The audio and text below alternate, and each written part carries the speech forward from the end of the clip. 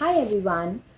Sections को याद रखने का बहुत इंटरेस्टिंग तरीका भी हो सकता है और सारे सेक्शंस आपको याद हो ऐसा ज़रूरी तो नहीं है।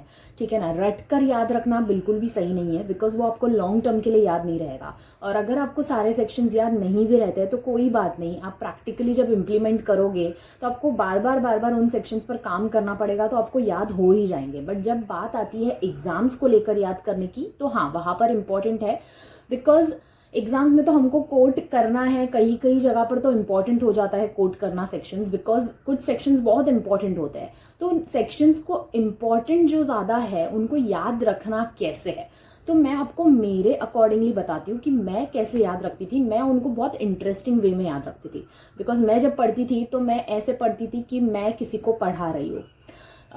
जैसे मेरे सामने बहुत सारे स्टूडेंट्स हैं, जैसे हम बचपन में नहीं करते वैसे मैं पढ़ती थी, चिल्ला चिल्ला के ज़ोर से, मन में कभी नहीं पढ़ती थी, चिल्ला कर समझा कर ऐसा है ताकि वो मुझे मज़ा भी आए और वो मुझे याद भी रहे। तो जैसे हम बात करते हैं एक सेक्शन 135, आपको पता है CSR। तो मैं ऐसे एक मैंने स्टोरी क्रिएट की थी अपनी कि 135 बेसिकली वो कंपनीज पर एप्लीकेबल है जो कंपनी ग्रोथ के टूवर्ड्स जाती है, बहुत अच्छा कर रही है वो, अपने उनकी ग्रोथ बहुत अच्छी है, उनका प्रॉफिट, टर्नओवर, नेटवर्थ मतलब बेस्ट है। सो बेसिकली एक स्टेप आगे चलना बाकी कंपनीज से, ऐसे मैं खुद को बोलती थी। तो 1, देन एक स्टेप आगे 3, देन एक स्टेप आगे 5। सो बेसिकली आप मतलब एक नंबर को छोड़कर आगे जा रहे हो। सो बेसिकली 135 ऊपर अपवर्ड के टूवर्ड्स वो कंपनी जा रही है, तो मैं ऐसे 135 को याद रखती थी। अगर मैं बात करूँ सेक्शन 188, 8 और 8 दोनों भाई भाई एक जैसे, रिलेटेड पार्टीज, सेम दिखने वाले रिलेटेड पार्टीज काइंड ऑफ, मैं उनको ऐसे रिलेट करती थी। Okay, so they are the related party transactions. तो ये बहुत इंपॉर्टेंट सेक्शंस है जो आपको काम आने वाले हैं। अब ये थोड़ा सा फनियर पार्ट है मेरे लिए बिकॉज ऑडिटर के सेक्शंस। तो अगर मैं बात करूँ 142 कंपनीज एक्ट का जो सेक्शन है, 14th Feb 142 को देखकर आपको क्या दिखता है? 14th Feb, that is what, a Valentine's day. So basically इस दिन ऑडिटर को मिलता है पैसा। ठीक है, इस दिन आपको मिलते हैं गिफ्ट्स।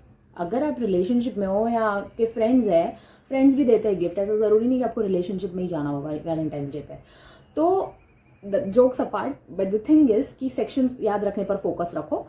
मैं ऐसे क्रिएट कर लेती थी स्टोरीज के लिए, ठीक है, ताकि मुझे सेक्शंस याद मतलब रख सकूं।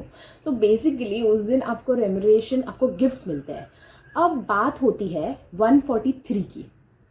ठीक है, मैं आपको टुकड़ों में बता रही हूँ बिकॉज मैं ऐसे ही पढ़ती थी। अगर आप 2 से लेकर रटने की कोशिश करोगे ना तो वो तो बहुत ही बकवास आइडिया है। ठीक है, वो लॉन्ग टर्म के लिए नहीं, वो थोड़े टाइम तक के लिए ठीक है।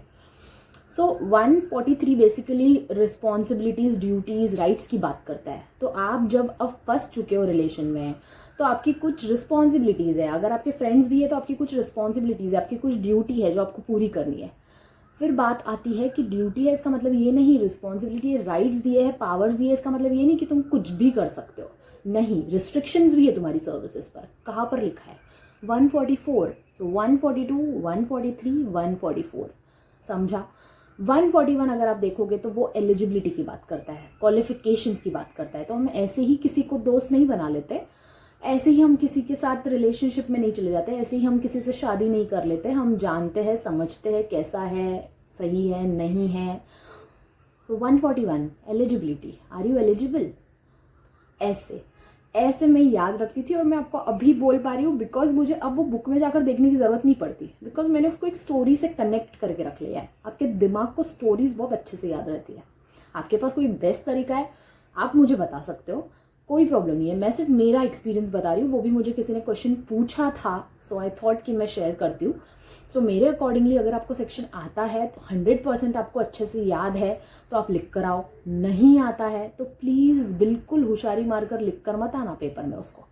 ठीक है ना, गलत तो बिल्कुल लिख कर मत आना।